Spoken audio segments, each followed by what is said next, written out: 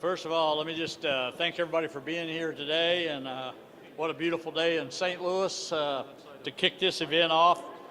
A lot of people I want to thank before I get started.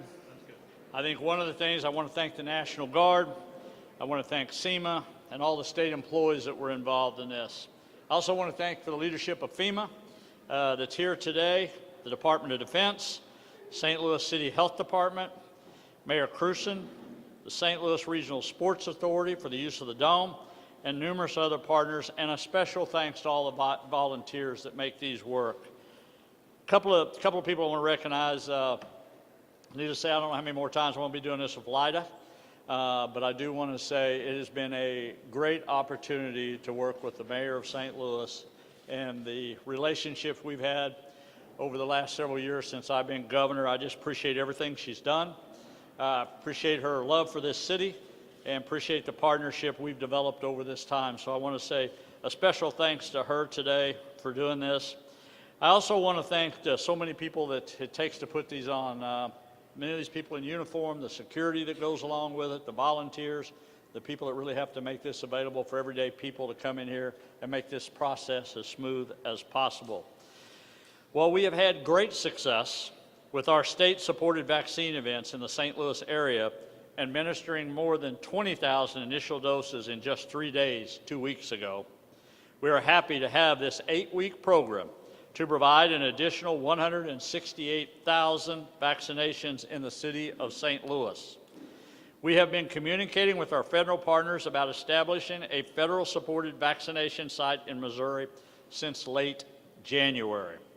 And I want to clarify that just a little bit. We've been in weekly conversations with the White House, the administration, since way back in January when this all started, when the new administration came, and I want to thank FEMA. FEMA has offered to be in this state to help in whatever capacity they could long before today.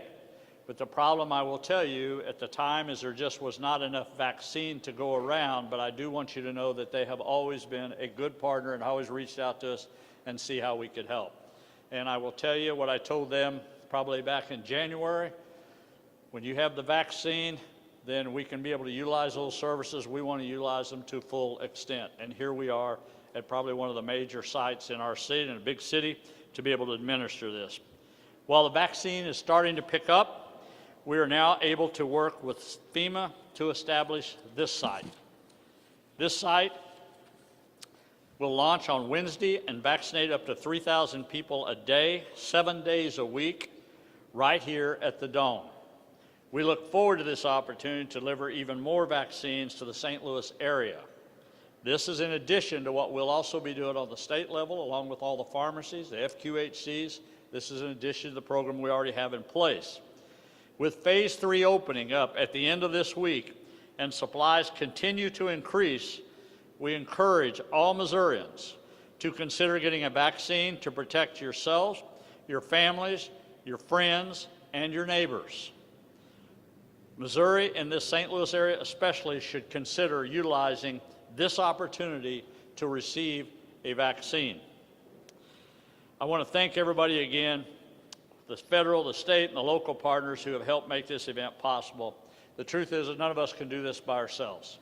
Local levels can't do it by themselves, state can't do it by themselves, FEMA can't do it by themselves if we don't develop these partnerships. And I think what you see today is a true partnership with that. So I'm thankful for everybody that's here today. It's great to be here again. The next speaker will be who I just said a few kind words about earlier, but it's an honor and privilege for me to introduce the mayor of St. Louis, Krewson.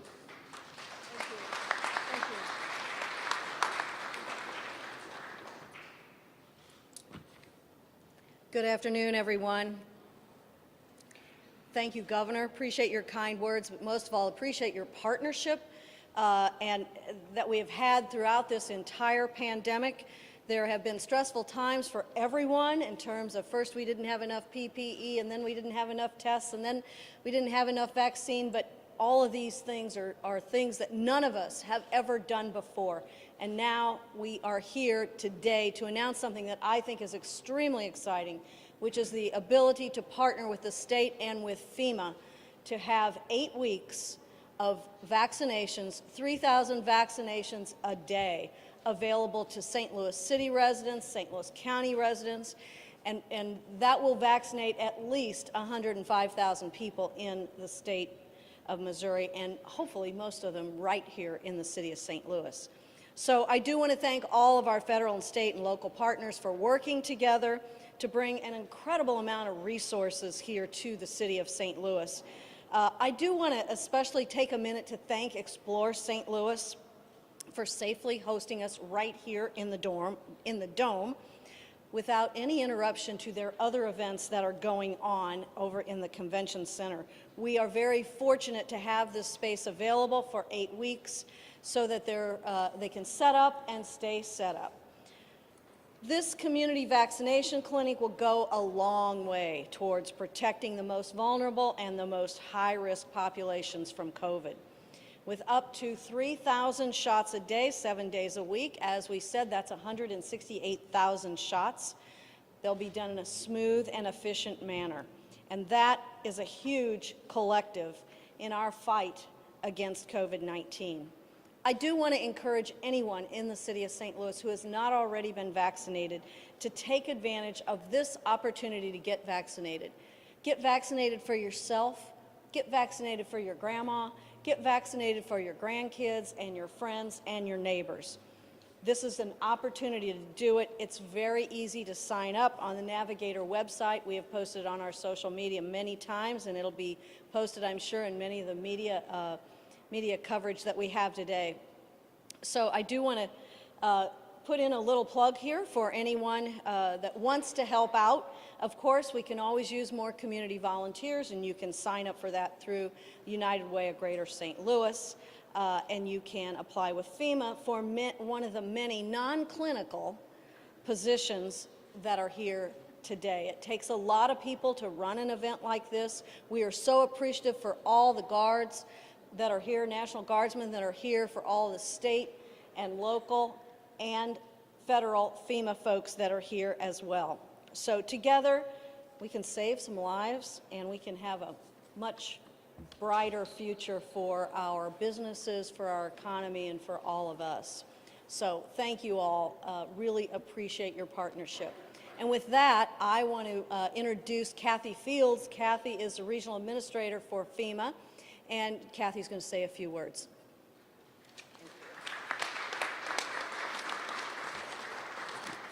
So good afternoon. Just very quickly, this CVC site is all about saving lives. It is all about getting as many shots into arms as we possibly can over the course of the 8-week period that we're going to be here. And we would not be this successful in terms of kicking off this event without the governor, without the mayor of St. Louis. We're so appreciative of all the efforts they have put forward to make sure this site is successful. And it is about saving lives. It is about making sure that we reach the most vulnerable populations, either in St. Louis City, St. Louis County, which I believe that based on some of our registration numbers at this point, we are beginning to reach. But we need more help.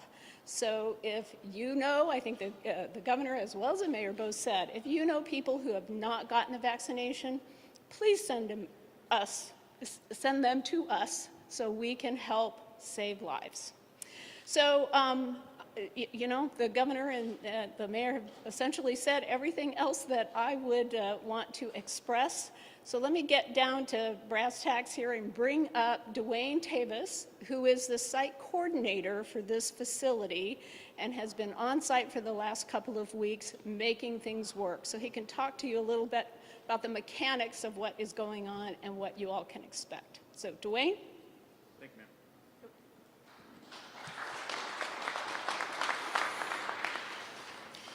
Good afternoon. What's a lot of fun is to be the fourth speaker when everybody else has said all the really good stuff, because they really emphasize the teamwork that is taken to pull this together and how appreciative we are of our partners in getting this set up. But the one thing I really want to stress is that other partner that we need in order for this to be successful, and that's the citizens to come and get their shots, to get registered. to go onto the Missouri Vaccine Navigator website, make their appointments, and come into the facility. That's the other key piece of this for us all to be successful. Somebody mentioned how getting our shots makes us all safer, healthier, and I just want to echo that. In order to achieve that, we need the help and we need the participation. So please go to the website. You'll find that we have plenty of opportunities to make appointments by being here 7 days a week, 10 hours a day. We hope that there's a time that fits everybody's lifestyle, that they can make the appointment and come in and get the shot if they want the shot. It's just an excellent opportunity. The other great thing about this facility is where we're located, so close to so many public transit options and abilities to get here. We have free parking available on site because, let's face it, we all know going to any downtown, you always got to pay for parking, and that's a problem. Not in this case. We have the free parking. It's a safe, secure environment to come in, get your shots, get yourself what you need to keep us safe and healthy, and move on. It's a great opportunity. We really hope that everybody takes advantage of it, that if you need the shot, please, again, as somebody else said, tell your friends, tell your neighbors, spread the word. This is just a fantastic opportunity for the next several weeks to get this taken care of and make us all in a better place. So with that being said, I'm going to turn it over to our next speaker, Brigadier General Eves. Sir.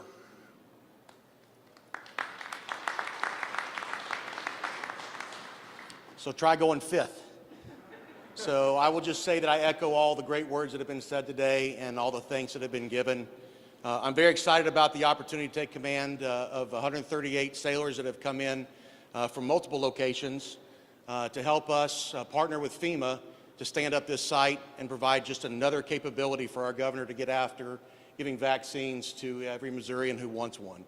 So please spread the word. We would love to have 3,000 folks either register or show up here for the next 8 weeks, and we will count on you to help us do that. With that said, I'll turn it over back to Mr. Tavis. Thanks, sir.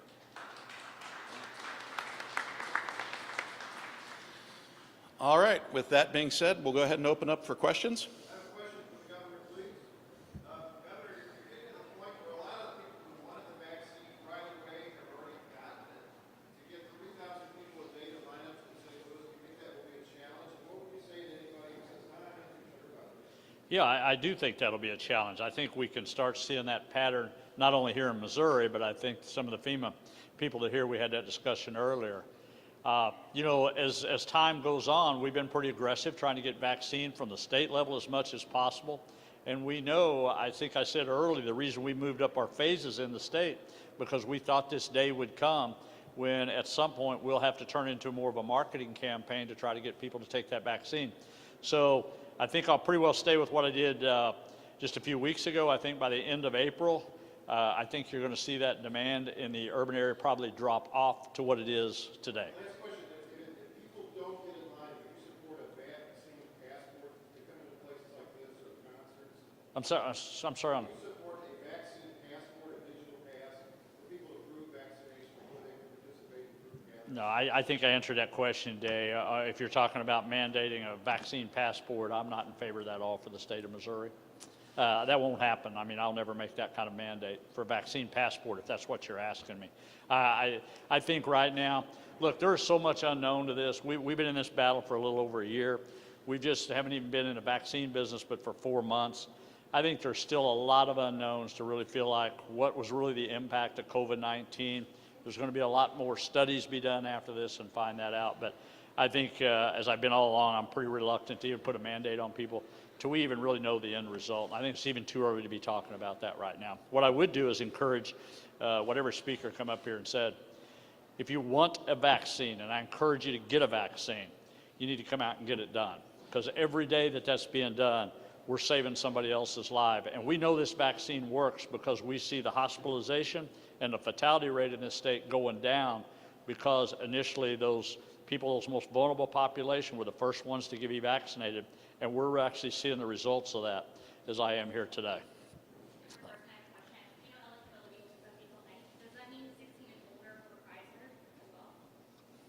What? For the Pfizer vaccine, does that mean that it's eligible for 16 and older? I think a lot of people would get from wondering if that narrows Yeah, I'm going to let the medical experts answer that one to you that can do that. They'll be able to have the answer to that. For us, we are looking forward to April the 9th when we can open this up totally to everybody, so there will be no confusion whatsoever. But I think you're going to see more and more people get the vaccine. I just think it's going to be a point where we've got to kind of market people to do that. So I think all eyes are going to be on St. Louis for the next probably 14 days, first week or two moving into this, kind of see how this flows. But we want to do, again, everything we can to encourage it. And I think also the media that's here today, I think you play an important role in that, trying to encourage people to come out here and to take the vaccine that wants to take the vaccine. So I think your role is just as important as maybe some of ours that are here behind the podium today.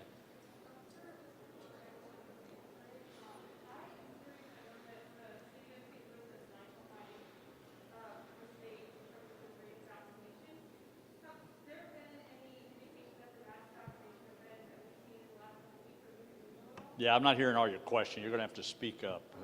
Yeah. I was saying that the city has lagged behind in terms of the rate of vaccination. Has there been any indication that the mass vaccination events that you've seen in the last couple of weeks have moved that needle? No, I think they did a good job up here in St. Louis. I mean, I think everybody's doing a good job up here. You just got a huge population. It's just going to take naturally longer to get through that.